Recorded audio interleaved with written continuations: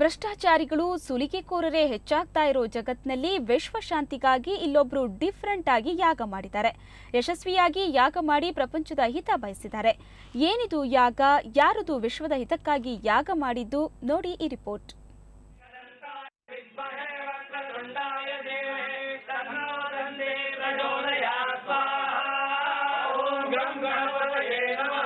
ಇದು ಅಂತಿಂತ ಯಾಗ ಅಲ್ಲ.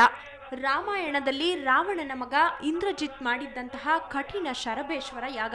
ಆದರೆ ಇಂದ್ರಜಿತ್ ಮಹಾನ್ ಪುರುಷರಾದ ರಾಮ ಲಕ್ಷ್ಮಣರ ಶಕ್ತಿ ನಿಗ್ರಹಕ್ಕೆ ಈ ಯಾಗ ಮಾಡಿದ್ನಂತೆ. ಆದರೆ ಕಲಿಯುಗದಲ್ಲಿ ಈ ಅಮಿತಾಬ್ ಯಾಗ ಮಾಡುತ್ತಿರೋದು ವಿಶ್ವ ಶಾಂತಿಗಾಗಿ. ವಿವಿಧ ಭಾಷೆ, ಬಣ್ಣ, ಧರ್ಮ, ಜಾತಿ ಹೊಂದಿರೋ ಈ ಪ್ರಪಂಚದಲ್ಲಿ ತಾರತಮ್ಯ ನಿವಾರಣೆಯಾಗಿ ನಾವೆಲ್ಲ ಒಂದೇ ಎಂಬ ಐಕ್ಯತೆ ಮೂಡಬೇಕು ಎಂಬುದು ಇವರ ಮೊದಲ ಉದ್ದೇಶ. ಸಾರ್ವಜನಿಕರ ರಕ್ಷಣೆಗೋಸ್ಕರ ಇಡೀ ವಿಶ್ವದಲ್ಲಿ ಎಲ್ಲರೂ, ಅದು ಯಾವ ದೇಶದ ವ್ಯಕ್ತಿಯಾಗಿರ್ಬೋದು, ಸಾರ್ವಜನಿಕರೇ ಆ ಸಾರ್ವಜನಿಕರ ರಕ್ಷಣೆ ಆಗಬೇಕು ಅನ್ನೋದಕ್ಕೋಸ್ಕರ ಈ ಯಾಗವನ್ನು ಮಾಡ್ತಾ ಇದ್ದೀವಿ. ಶತ್ರು ಸೈನ್ಯಗಳು, ದೇಶದ್ರೋಹಿಗಳು ನಿರ್ಬಲ ಆಗಬೇಕು ಅನ್ನೋದಕ್ಕೋಸ್ಕರ ಈ ಯಾಗವನ್ನು ನಡೀತಾ ಇದೆ.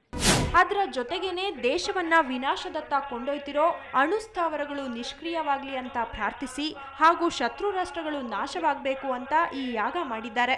ಭಾರತ ಇವತ್ತು ಯಾವುದಕ್ಕೂ ಕಡಿಮೆ ಇಲ್ಲ, ಎಲ್ಲದರಲ್ಲೂ ಮುಂದಿದ್ದೀವಿ, ಎಲ್ಲದರಲ್ಲೂ ಏನ್ ಬೇಕಾದ್ರೂ ಜಯಿಸ್ತೀವಿ ಅನ್ನೋದನ್ನ ನಾವು ಇವತ್ತು ದೇಶದ ಜನಗಳಿಗೆ ತೋರಿಸ್ಕೊಡೋದಕ್ಕೋಸ್ಕರವಾಗಿ ಲೋಕ ಕಲ್ಯಾಣಾರ್ಥವಾಗಿ ಈ ಶರಬೇಶ್ವರ ಯಾಗವನ್ನ ಈ ಹೆಬ್ಬ್ಯಾ ಗ್ರಾಮದಲ್ಲಿ ಹಮ್ಮಿಕೊಂಡಿದ್ದೀವಿ.